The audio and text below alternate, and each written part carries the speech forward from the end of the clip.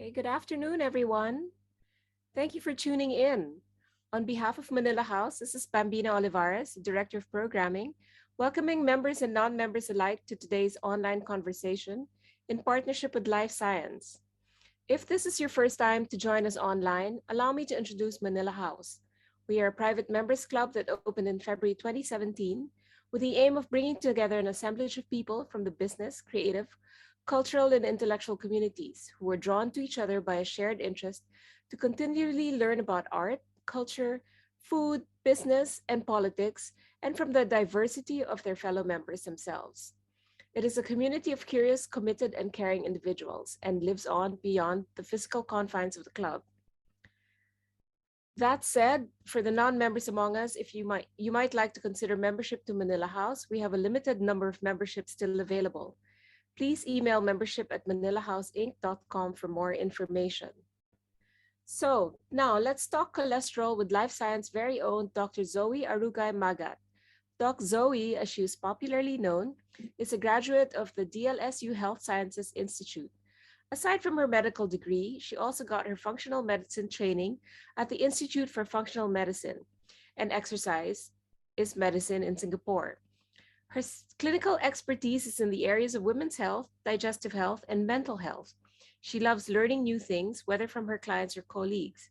She has a wide range of interests from wall, rock climbing, and working out to the arts and movies. And just full disclosure, I have seen Dr. Zoe myself, and I can attest to her expertise and her grasp of women's issues and health issues, and also her, if you can talk about a bedside manner in terms of functional medicine, she is tops. So, Doc Zoe, can I hand the presentation over to you? Yes, thank you.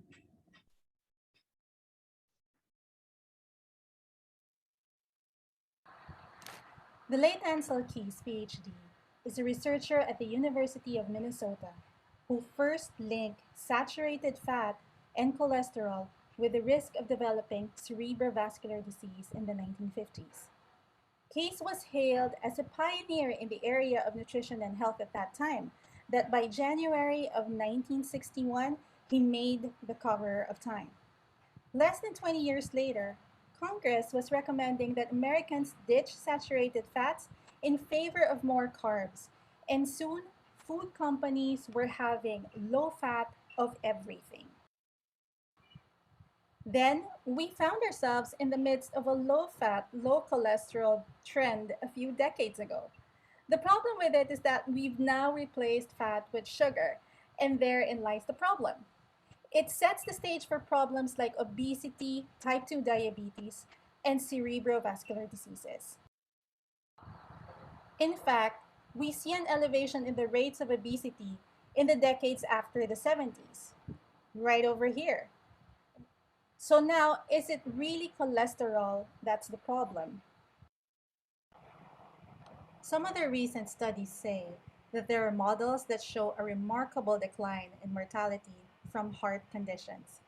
It has been attributed to rapid progress in both prevention and treatment, including precipitous declines in smoking, improvements in hypertension treatment and control, widespread use of medications to lower cholesterol, and the development and timely use of stents to limit complications. However, despite the huge growth in knowledge and advances in prevention and treatment, there remains many questions about this decline. In fact, there is evidence to show that the rate of decline may have been abated and may even be showing early signs of reversal in some population groups. Right here in our country, in 2008, it was reported that 1 in 3 have high cholesterol. And in a few short years, in 2017, it's now reported that there are 1 in 2 Filipinos with borderline or high cholesterol, and you may not be aware of it. So, if you look at the person next to you in the gallery in the Zoom chat, one of you has that high cholesterol. And who do you think it will be? What's more, younger Filipinos are contacting the disease due to bad lifestyle, Unhealthy habits like eating foods rich in saturated fats, trans fats, and easily digested carbohydrates. So, despite all our advances in medicine and technology to lower that cholesterol, what are we missing here? But first, why was cholesterol created? This is where you see that cholesterol is not at all that bad. Cholesterol is the backbone of our sex hormones, like testosterone, progesterone, and estrogen. It's the backbone of other hormones such as cortisol, which help with our stress response. It's the raw material to manufacture vitamin D, which is essential for immunity, bone building, and to reduce inflammation. It's for healthy cell membranes and healthy brain cells. It helps our metabolism work efficiently, and it works as an antioxidant for our brain. So, if we expand our understanding of cholesterol, if it's elevated, does it mean our sex hormones need help or that we need to fight off inflammation? And if we are quick to block its production, then what happens to our brains, our hormones, and our metabolism? Most of all, what if cholesterol isn't the problem at all, and we're just missing out on the real culprits here? If cholesterol is elevated, there is a root cause or multiple root causes for that elevation. It's with this expanded POV or point of view that doctors like me come in. My practice is called functional medicine. This is not a new specialty. In fact, we're the opposite because we are super generalist. We follow the same medicine that we have been taught in medical school, but we look at things in a different way. Conventionally, patients see multiple doctors for their multiple diseases or health concerns. A functional medicine doctor will connect all of these dots to see and understand the whole picture. This holistic approach allows us to address the problem at its root cause in a holistic manner, using lifestyle as our tool and understanding it with conventional and advanced labs. So I'm not a cardiologist sharing my expertise. They're still the experts and I leave it to them. Instead, I am a super generalist sharing with you this holistic approach to give you fresh eyes on what cholesterol is telling us. This afternoon, we'll talk about cholesterol, and if there are only three things I want you to remember from this talk, it would be these three. First, eating fat doesn't increase cholesterol. Second, think of elevated cholesterol as a symptom. And third, cholesterol is just one factor in determining your overall health. First, eating fat doesn't increase cholesterol. There are special ingredients to heart disease, like inflammation, insulin resistance, endothelial dysfunction, and oxidative stress. I know these are big words, but for now, let me just focus on two things: inflammation and oxidative stress. When we say inflammation, this is the process that our body undergoes to defend foreign invaders like viruses. And then there will be repair of our cells. In the process of doing that, it will show up as redness, swelling, pain, or even loss of function. But if the problem is chronic, it can show up as weight gain, skin diseases, chronic fatigue, depression, gastrointestinal issues, and frequent infections. So, inflammation is sort of like a fire starter to many of our chronic health conditions. The same is true with oxidative stress. Oxidation is just like the rust on chains or the browning of an apple. It happens naturally because it's a natural reaction in our cells. Normally, our cells will be able to get rid of that with antioxidants that our body makes, like with glutathione or vitamin C. But when it becomes overwhelming that our cells are not able to handle all the oxygen, then that's what's called oxidative stress. Okay, let's recall that there are special ingredients to heart disease, like inflammation and oxidative. These special ingredients, in turn, are caused by any of the following: an imbalanced gut microbiome, which is the population of microbes in your digestive tract. It can be caused by toxicity, by heavy metals, free radicals, stress overload, sleep deprivation, nutrient deficiencies, or leading a sedentary lifestyle. All of them can contribute to heart disease. So the problem cannot be just the fat in your food. All of these are the hidden villains, the real culprits that are causing your heart health problem. We know about LDL. It's considered the bad cholesterol. These are especially small and can infiltrate the lining of an artery and get deposited in its wall. There are a number of reasons why cholesterol might end up there, including preceding damage to the artery caused by infection, previous inflammation, or the presence of free radicals. In which case, the LDL cholesterol here is just reacting to the problem. So its presence is a clue for you. Think of LDL as a messenger. And you know what they say about the messenger? You don't shoot them. As you can tell by now, in many cases, food sources have little to do with elevated cholesterol levels. Instead, the body begins to produce more of the substance on its own to manage the increasing demand. For instance, remember when I said that cholesterol is the backbone of steroid hormones or sex hormones like testosterone? When there is chronic inflammation and it begins to lower testosterone, then the body will produce more of the cholesterol to revive that hormone. In the same manner, when you are in a fight or flight mode, the body produces more cortisol responsible for your stress response. For this, your body will also require you to produce more cholesterol. But can food also cause an increase in our fat storage? And the answer is yes. Excess glucose or sugar gets stored in the liver as glycogen. Or, with the help of insulin, it can be converted to fatty acids, which are circulated to other parts of the body and then eventually get stored as fat in adipose tissues. This brings us to the question, is cholesterol the best marker to measure? And the answer will be no, because cholesterol is just one factor that contributes to heart disease.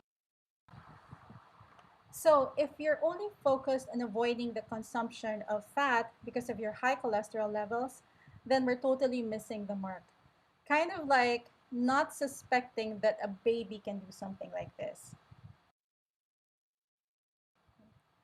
Next takeaway is to think of elevated cholesterol as a symptom.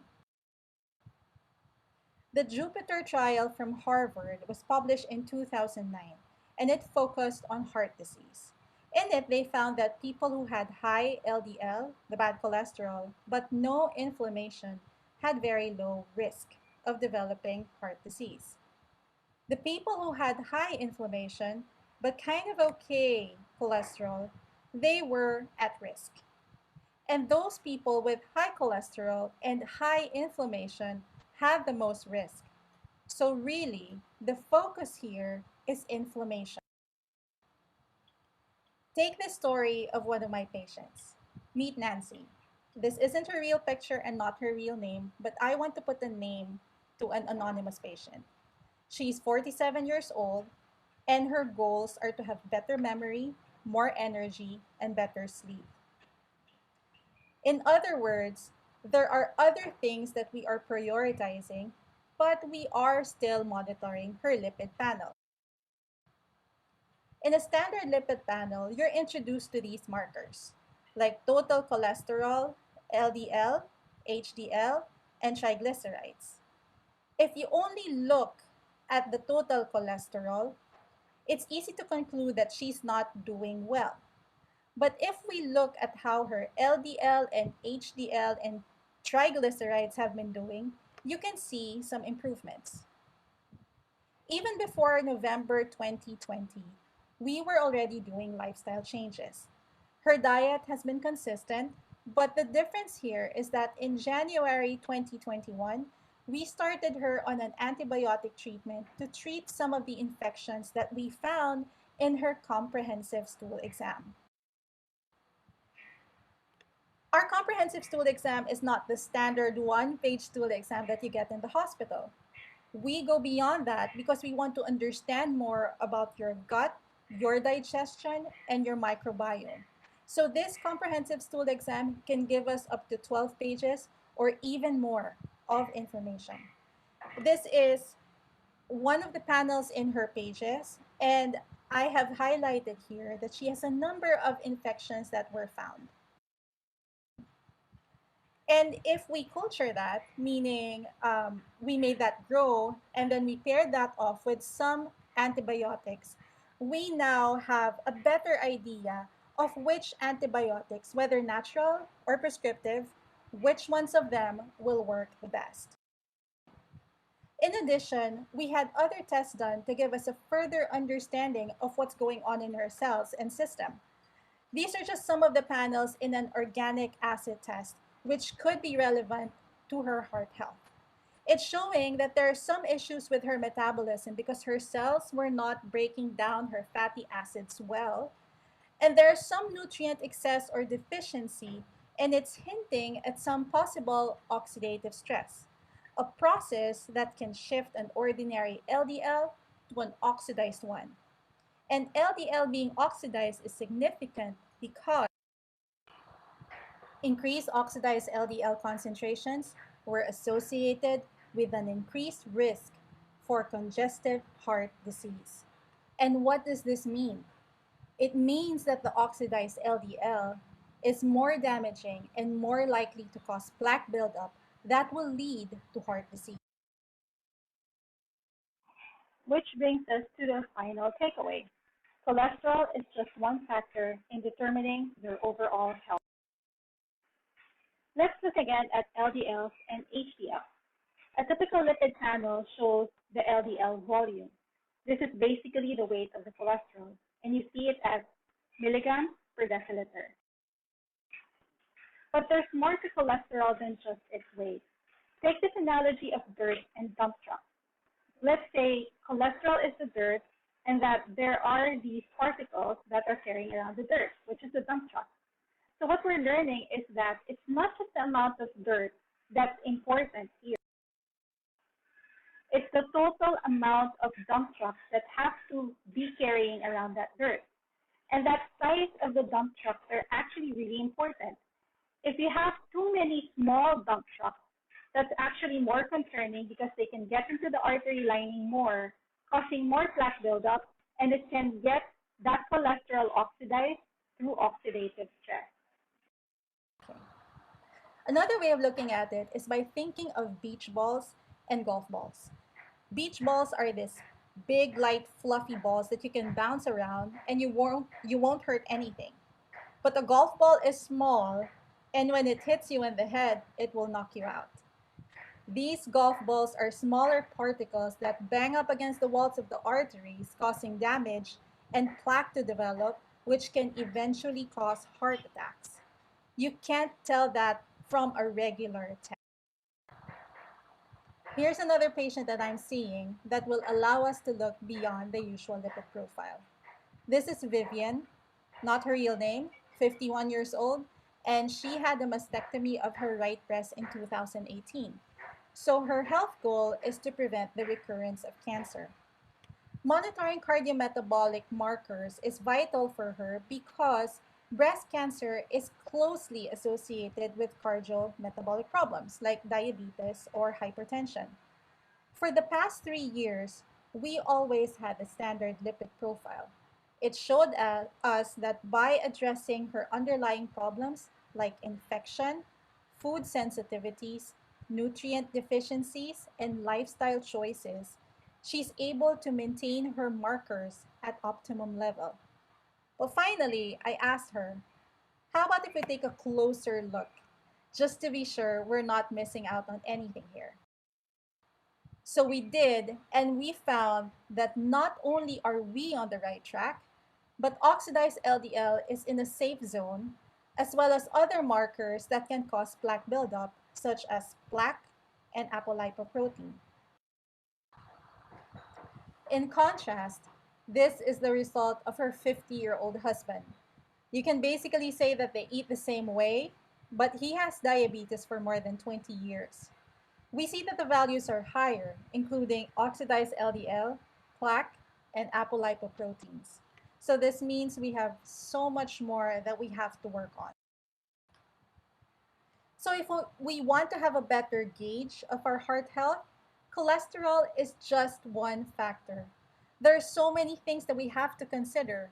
We look at imbalanced microbiome, heavy metals, free radicals, stress, sleep deprivation, nutrient deficiencies, a sedentary lifestyle, blood sugar dysregulation. And I want to emphasize this slide because these are the real culprits that we have to focus on and not to be too preoccupied with just the total cholesterol number.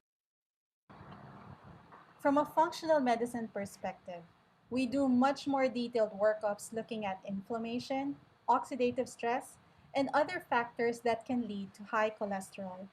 We get a better picture of what's going on, and then we personalize the treatment. Looking at the bigger picture becomes more and more important now. You can't continue to mop or wipe the or you can zoom out and find out the source of the problem and address it from there.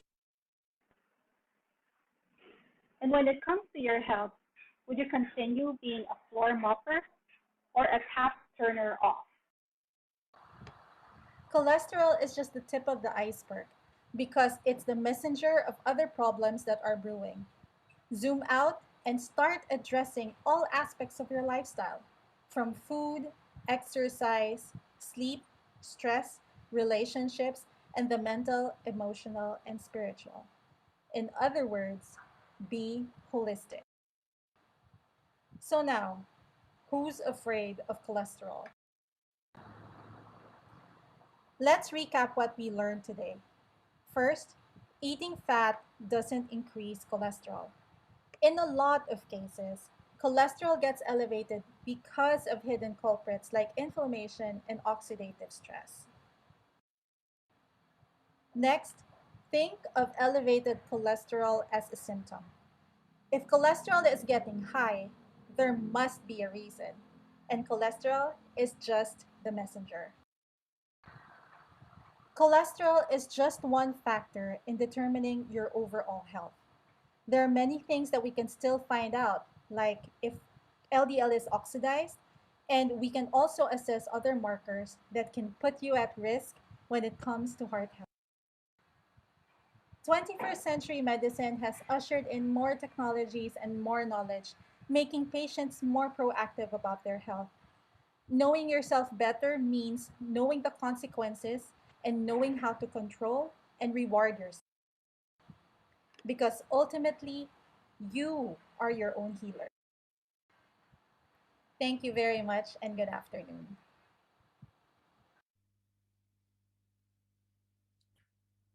Thank you so much, Doc Zoe. RC, do you, okay. Um, can you spotlight me, please, JP and Doc Zoe? Hi, everyone. Again, I hope you're able to see that presentation. We'll also send you the presentation if you'd like, or this will be up on YouTube in a day or so you can refer to it. Doc Zoe, I wanted to ask you, okay, so what, realistically speaking, could be the best strategy for a healthy lifestyle and keeping your cholesterol down? And also, I wanted to ask, people say that high cholesterol can also be what do you call this, hereditary, like you may not have any problems in the past, and then all of a sudden it just appears in one blood when you do your blood work, like much later in life. So how do you explain that? That's a good angle to talk about because yes, it's true there is a genetic predisposition to it, but let's remember that genes can be turned on or turned off. So, in other words, we can still influence the expression of a gene. And we do that because of our lifestyle. So, if you're going to ask me what's the best way to deal with it, I would say ideally you have to look at it in a holistic manner. But if we're going to start with baby steps, I would suggest to start with food, because with food alone, there's so many things that you can eliminate. You can lower the inflammatory load, you can balance your sugar, you can add in more antioxidants. So, holistically, ideally, but at least start with food. And I've heard, because I've actually been diagnosed with high cholesterol. I mean, Yeah. based on Yeah. my recent blood work, which for me was like, well, it was a little shocking, because I thought I'd been careful about my diet and everything. And obviously there are other factors such as stress and all that. Of course, because you know my Mm-mm. medical. Um, are there any foods that I can choose to eat that will kind of offset the bad cholesterol? Like I've heard Yeah. Greek yogurt, for example. Since we're getting into the Greek, yeah, actually, Mediterranean diet would be good. In fact, in the Institute for Functional Medicine, we have a food plan called the Cardiometabolic Food Plan, which is essentially a modified Mediterranean diet. We're focusing on the food that will be much more healthy for you, because we're adding in more of the antioxidants, we're adding in more of the good fat, we're trying to lower sugar load. So that is a diet that you can start on. But of course, if we want things to be much more personalized, it would be best if you can work with a nutritionist, because there are certain things na um a nutritionist can catch. So I'll give you an example from my experience, my personal case, because I suddenly noticed that my cholesterol was high and that my sugar also was in the borderline. So I don't know what I was doing wrong, and I had to do a food journal and had one of our nutritionists check, and he was able to pick out the little things that were wrong. So he had some very particular suggestions for me. It was all listed down, even down to how I'm supposed to wash my rice. Okay. So with that, with my repeat labs, there were some improvements already. So this is the advantage of being able to work with a nutritionist, so that they can assess how you've been eating. Mm. And functional medicine is using food as medicine, right? Yeah. That's That's the one of core the of things, functional yes. medicine. Yeah. Now, I have a question here about Lipitor and Crestor, for example, because a Yeah. lot of us are immediately put on these statins, I guess they're called, no? Once Mm-mm. high cholesterol is detected.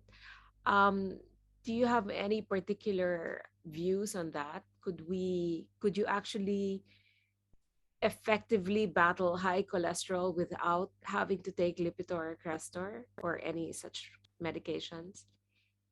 Um, Simply put, yes. But then again, it's case to case. So, for example, if you have a strong family history of hypercholesterolemia, that's one. Second is that if it's been very persistent and it hasn't come down, maybe you can consider that. But in some other cases, like for example, just a slight increase in the cholesterol, and the patient is willing to work on some things in their lifestyle, then we can start working on other factors to be able to lower it. I've shown you a couple of patients already. If you remember the first one, si Nancy, we did lifestyle modification. That's why the cholesterol was okay. So I haven't started her on any statin yet, nor has any of her doctors started her on statin. So it can work, but it really has to be properly assessed by both your cardiologist and your functional medicine doctor. The thing though with statins, and I'm very careful with this, is that statins, well, they block the production of cholesterol. And the problem is you also block something called CoQ10, which some of you may be familiar with, and it's an antioxidant. And so if you block that antioxidant, you're actually having this effect on your brain. So there would be some patients who would say that they have brain fog or maybe they have muscle pains. And this is because you've blocked that CoQ10. And that's why in the States, pharmaceutical companies who produce statins, some of them will already add CoQ10 because they know that's going to happen. So for that is something that I think every patient taking statin should be aware of, that you are also blocking the production of an antioxidant that's vital for you. But does CoQ10 occur naturally in certain foods? Yes, they can, but what I would do if they have been taking statin, I would really give it because parang maghahabol ako eh. I have to catch up. So I have to give them CoQ10 for maybe a couple of months, and then if they're able to adapt to their food plan, then we can take it out. Okay. Now you're scaring me because I have to stock up now on CoQ10. Now for the next round of vitamins that I need to replenish. I have a question from Anne, one of our members. What tests are needed to get a read on oxidative stress and inflammation? Okay. For inflammation, there are a lot of conventional labs that are available in any of your laboratories, like ESR or maybe CRP. If we're talking about oxidative stress, there is a test in life science that looks for something in the DNA. It's a long word. It's 8 oxidiox. I like this word, but I keep repeating it. Oxyhydroxy dioguanosine. Oh my gosh, I forgot. But it's my favorite word because it's long. So, but anyway, it's coming from the DNA, and you take this test, and if it's high, it's showing you that there is damage going on, and so there may be oxidative stress. Now, there are tests that we do also where you can infer that there may be that oxidative stress. So, like the organic acid test that I showed a while ago, it would give us an idea because vitamin C and glutathione may be low. So that can be a clue into telling us that maybe there is oxidative stress, maybe there's even toxicity going on. So these are some of the important things that we look in all of our panels. Okay. Just again, also full disclosure, I've done the organic acids test, and it really does give you a snapshot of your health, the state of your health at that particular point in time, and it allows, I think, correct me if I'm wrong, it allows your care team to actually suggest strategies in, so it's food, lifestyle, Mm. and also supplements and vitamins to counteract whatever your body might need, whatever your body is missing at the time. So obviously the Yeah, goal that's is right. to be optimal health as much as possible. What about the role of exercise? Mhm. Well, And what kind of well, exercise is acceptable exercise? okay. Um, on the whole, high intensity workouts work best, especially if we're talking about those patients suffering from diabetes and insulin resistance. But again, there is that issue of making it personalized because, for one, um, there is the rule of starting low and going slow. So if we want to maybe start a regular practice for the patient, I would go for something low and slow that they can follow consistently, and then I progress that. Second thing that I want to consider would be what do they want to do? Like I couldn't push for HIIT on somebody who prefers something else. Or I cannot push for a treadmill if they want to run outside. So I want to personalize that too. And keeping that in mind, we would go for a minimum of 150 minutes per week as advised by the American College of Sports Medicine. The 150 minutes per week is the minimum for general health and welfare. But you can go as high as 250 or 350 minutes per week, depending on your goal and depending on your capability. And I think final thing to consider, I always consider if the patient is a woman in her reproductive years, because of that very beautiful modulation of hormones. And so the exercise plan for them is going to be different from men and postmenopausal women. So there. Okay, and let me just read some of the questions we have coming in. How do you measure cholesterol levels? And there's the good, the bad, and the ratio, right? Yeah. Yeah.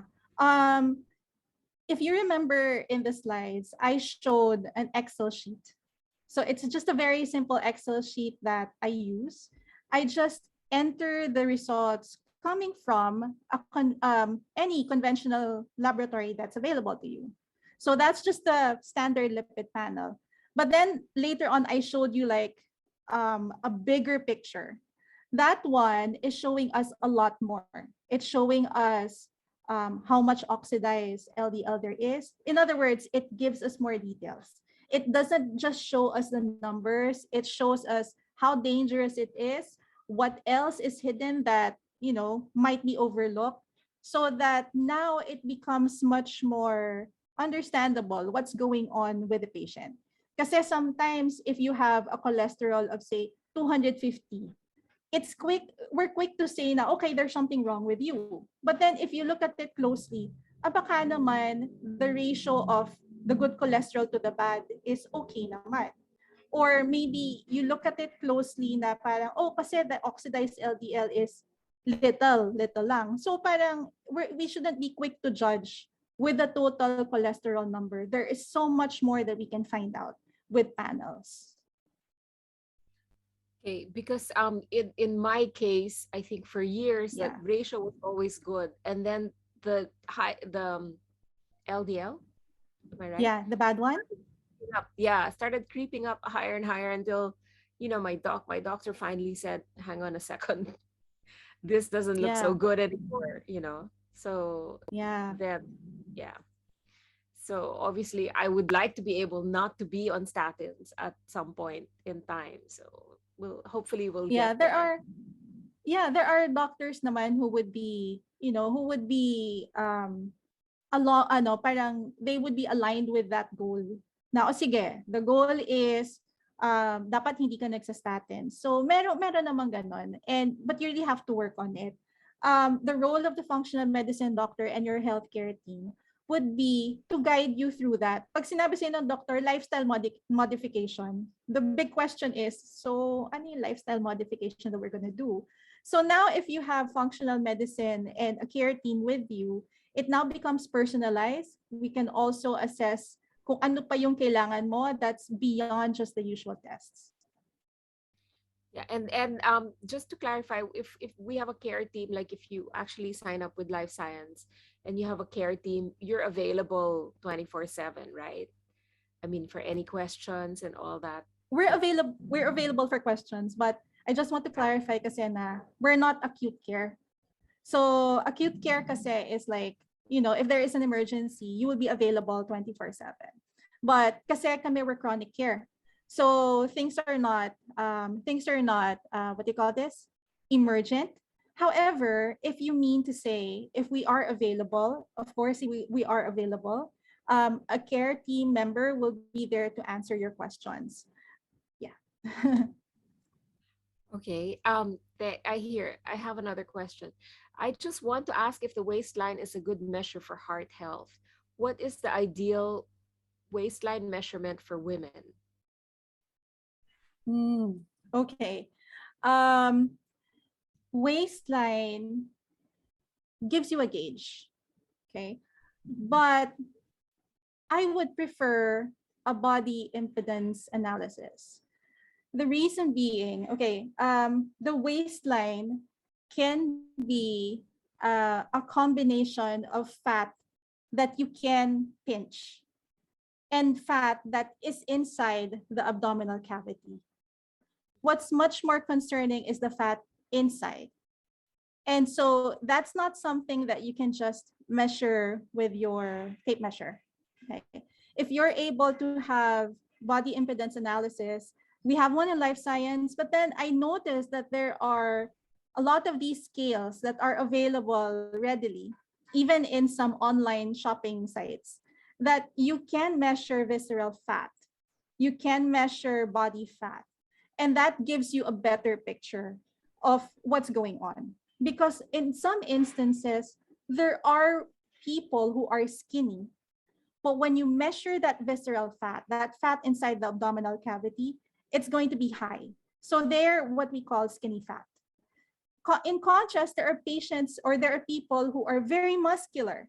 And so the waistline would look big, but then when you measure naman the visceral fat inside, it's not alarming. So, measuring your waist can give you an idea, but if you want to be sure, have your visceral fat checked too. How do you check visceral fat? Okay, there are scales. So I was saying, like, in life science, we have a body impedance scale. I hindi ko kabisado yung science behind it, but it has something to do with kind of like a current, a very low current that flows through your body. And so now it measures the differences between bone, water, fat, and that gives you an idea of how much visceral fat you have. Okay. And what about fat from meat? Is it safe? I mean, I know that current recommendations are to kind of lessen your consumption of meat and more towards um, Yeah. plant-based diet, and maybe have meat on the week, 1 or 2 times a week. But we're a meat-loving culture, right? So especially Yeah. pork. And so how what about the saturated fat from that? How Yeah, is good it safe? question. It's How when much we can you indulge in it without it being, without danger, red light flashing? Yeah, it's very not tricky to talk about fat because of um there's so many classifications of fat. Generally speaking, when we say saturated fat, we associate that with bad fat, right? And when we say unsaturated fat, these are good fat.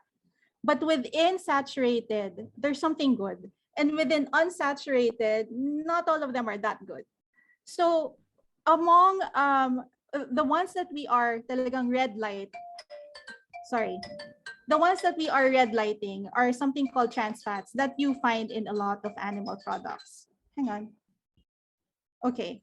So um, if we're talking about how much fat would be negligible, that's something I would leave to our nutritionist to answer. Because sometimes, diba, there would be drippings that would be there. So I would leave that question to our nutritionist. But if we're talking about fat, the amount of fat that we're eating, I agree with you. A lot of fat we can get from plant-based sources. We can get that from nuts. We can get that from seeds. And so these are more of the good fat that we should be consuming. And we should eat in moderation the fat that we can get from animals. Okay. Okay. And here's a quite a detailed question. Is low impact exercise, walking for 60 minutes or 10,000 steps daily, advisable? Or do we need to do a day's rest? Is all stress bad? And according to Anne, her Singapore doctor said nothing wrong with stress unless it's manifesting in your health, according to her doctor, and that stress tolerance varies per individual. How would we address that? I'll Dr. start Zoe, you first had with a stress question. Okay. I'll start with a stress question first. Stress is something that happens to us all the time. And it's a matter of how our body responds to it. The normal the normal cycle is that our body springs into action because of stress. And then when the stress is gone, then we scale back to restful levels. Okay. So that's a normal response. That's fine. The problem is that if you have chronic stress and you're not able to recover, then that means your body is not able to recover from stress. So think, for example, like in the olden age, yung mga ancients or ancestors, they are always on their toes because there's always that danger of being hunted down by animals. Okay, they're always on the go. But nowadays, we don't have that kind of stress. And yet, we subject ourselves to that kind of stress over and over. And we're not allowing ourselves to be resting fully. It's this it's this lack of recovery that's much more dangerous. Not just the acute stress that we have every day, but the long-term effects of it is very it can be very dangerous to you. If you have that long-term stress, it can affect your hormones, it can affect your immunity, it can affect your brain function, among other things. So recovery is very important. So that brings me also to that question about exercise. We do need recovery also from exercise. And I would advise you to listen to your body. Walking every day, 10,000 steps a day, that could be fine for some people. Especially, di ba sabi ko kanina, we have to progress your exercise. We start low and then we progress. If you're able to do that, that would be great. And then you allow yourself recovery in between. However, if you've already reached that point where, it becomes so manageable for you, that means it's time for you to progress. Moreover, we shouldn't be just confined to cardio exercises. There are strength exercises. And this is very important, especially for women. We have to strengthen our muscles to lessen the possibility of injuries because, as you know, we may be very predisposed to developing fractures. So, developing our muscles is important. Another kind of exercise that we have to incorporate would be flexibility and balance. So there are so many types of exercises out there, and we don't have to limit ourselves with just walking 10,000 steps a day. There's so many things that you can consider. But maybe if that's what you can do because of your lifestyle, the 10,000 steps or something, because you have to move around a lot, maybe you can increase the pace then. Yes, you can also. You can increase pace. You can increase the intensity. I learned this from a patient. I actually didn't know about it, but there are walking exercises on YouTube. And I asked her, what happens in a walking exercise? She said, oh, you're just kind of stepping back and forth, but they're asking you to do something with your arms or do something with your legs. But you're basically producing that 5,000 steps for that day. So there's so many ideas out there already, and you don't have to be confined to the usual walking. And sleep is really important, right? Sleep can Yes. affect your cholesterol levels. Yeah, sleep is very important because that's part of our recovery as well. And that's a natural body rhythm that we have to follow. The problem is that if you lack sleep, that spells out inflammation and oxidative stress. And one thing that it can produce is also something called insulin resistance. That is the state where your cells are not responding to insulin. And this is the step before you develop diabetes. Okay. It can predispose you to gaining weight. So, really, sleep is very important to lessen that inflammation, lessen the oxidative stress, and lessen the probability of developing problems like diabetes.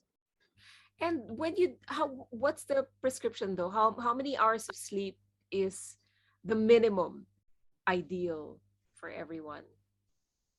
It varies per person because, di ba, usually we say it's about 8 hours a day. But there are people who get restful sleep in 7 hours or 7 hours and a half. The important thing that we gauge here is how much restorative sleep do you have. When you wake up, do you feel like you're rested or not rested? Did you have interrupted or uninterrupted sleep? So that also factors in that. Yeah. So yeah, I would go for. Uh, Sorry, what? So I was gonna ask you about naps. Do they count, or it has to be a straight stretch of sleep? Naps, no, if we're talking about yung night na sleep, that's Yeah. yung usually yung sinasabing 8 hours, di ba? Pero naps naman, they can be very restorative then. Have you ever tried measuring your sleep with an app or maybe with a smartwatch? You haven't yet? No, but I know Not people yet. who do, and it gives you all sorts of data about the way you sleep and how Yeah, much it's very sleep you have, right? yeah, it's very interesting kasi if you actually monitor how you sleep, you can also learn what your triggers are. So, for instance, I've seen people who think na alcohol would help them fall asleep. But then when you Mm. look at the sleep analysis, it would show that their sleep is not really restorative or that it can be interrupted. So, when you monitor how you sleep and learn what your triggers are, you can eliminate these triggers and make your sleep better.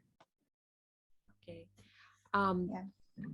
think those are all the questions we have today. Let me just check. So we have prescription. Basically, what you've given us today is like a prescription for healthy living, right? And cholesterol is just one aspect of the whole thing. And if we take care of, we have a holistic approach to our health, Mhm. and then while we manage our cholesterol, we also manage other markers that Definitely. contribute to our health.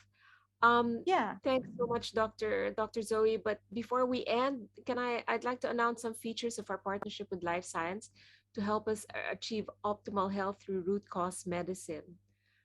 Um,